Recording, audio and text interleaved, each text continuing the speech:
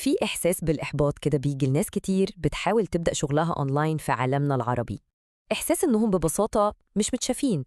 النهاردة هنحكي قصة ريم اللي حكايتها بدأت من النقطة دي بالظبط.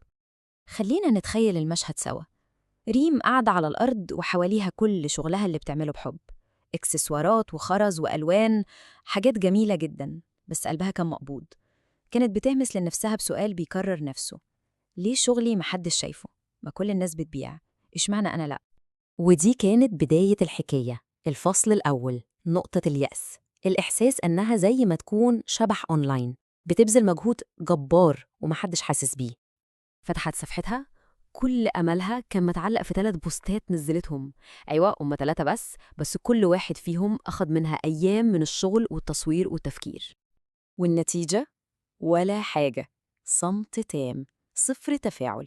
يعني لا في لايك ولا شير ولا حتى كومنت واحد يقولها شغلك حلو. إحساس فظيع. وهي في عز إحباطها ده، دخل عليها ابنها الصغير وفي إيده السويرة من اللي هي عاملاها، وبكل براءة سألها: ماما، هو أنتِ ليه مش بتبيعي؟ ده الناس كلها بتحب الحاجات اللي بتعمليها.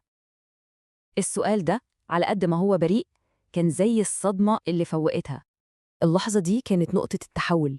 اليأس بدأ يتحول لبحث عن إجابة، وهنا ظهرت أول شرارة نورت لها طريق جديد تماماً ما كانتش تعرف عنه أي حاجة. وهي بتقلب في جروب لرواد الأعمال على فيسبوك، عينها جت على بوست الواحدة بتحكي تجربتها، بتقول كلام شبه اللي ريم حاساه بالظبط. كنت تايهة لحد ما اتعلمت حاجة اسمها SEO. أول ما فهمت يعني إيه بحث عن الكلمات المفتاحية، كل حاجة في شغلي اتغيرت. وهنا ريم لأول مرة تفكر بطريقة مختلفة. طب لحظة واحدة، هو ممكن يكون ده السبب؟ ممكن تكون المشكلة مش في المنتج بتاعي، المشكلة إن الناس أصلا مش عارفة توصل لي؟ الإحباط بدأ يختفي وحل محله فضول كبير. اتحمست ريم جدا وبدأت تدور وتنبش ورا الموضوع ده. لكن طبعا الطريق ما كانش سهل، وأول عقبة كبيرة قابلتها كانت حاجز اللغة. بعد بحث طويل لقت كورس أونلاين شكله هو ده الحل، كورس شامل وكل الناس اللي أخدته بتشكر فيه. فرحت جدا لحد ما اكتشفت إن الكورس كله بالإنجليزي. حست إنها رجعت لنقطة الصفر تاني. بس المرة دي قررت ما تستسلمش. فتحت أول درس وبدأت تترجم كلمة كلمة. لقت مصطلحات غريبة ومكلكعة: search intent, user signals, click-through rate, backlinks. كانت حاسة إنها تايهة وسط الكلام ده كله، بس في نفس الوقت كان عندها إحساس إنها بتقرب من فهم اللغة الحقيقية اللي الإنترنت بتكلم بيها. وشوية بشوية مع كل مصطلح بتفهمه كانت الصورة بتوضح أكتر. ريم حست إنها لأول مرة بتفهم الإنترنت ده بيشتغل إزاي من جوه، مش بس إزاي بنستخدمه من بره. أول فكرة فعلا نورت في دماغها كانت البحث عن الكلمات المفتاحية. الموضوع أبسط مما كانت متخيلة، هو ببساطة إننا نكتشف الناس بتكتب إيه في جوجل لما بتكون بتدور على حاجة. ده كان المفتاح السحري لكل حاجة. وهنا جت اللحظة الفارقة. ريم اكتشفت إنها كانت بتتكلم بلغة، والعملاء اللي نفسهم يشتروا منها بيدوروا بلغة تانية خالص. هي كانت بتوصف شغلها بطريقة وهم بيبحثوا بطريقة مختلفة تماماً. شوفوا الفرق ده مثلاً عشان نفهم. في الأول كانت بتكتب إسوارة جديدة، شغل يدوي. لكن بعد ما فهمت بدأت تكتب باللغة اللي الناس بتستخدمها فعلاً، إكسسوارات هاند ميد مصر.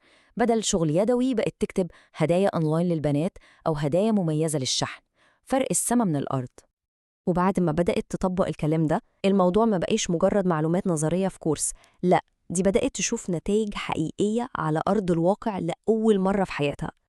بعد أسبوع واحد بس من تغييرها لطريقة الكتابة، صحيت على رسالة من عميلة في البحرين، والرسالة كان فيها جملة واحدة صدمتها: أنا لقيتك عن طريق جوجل. رد فعل ريم الأول كان استغراب ودهشة. جوجل؟ جوجل إزاي؟ وأنا أصلا ما عنديش موقع على الإنترنت. ما كنتش فاهمة إزاي ده ممكن يحصل.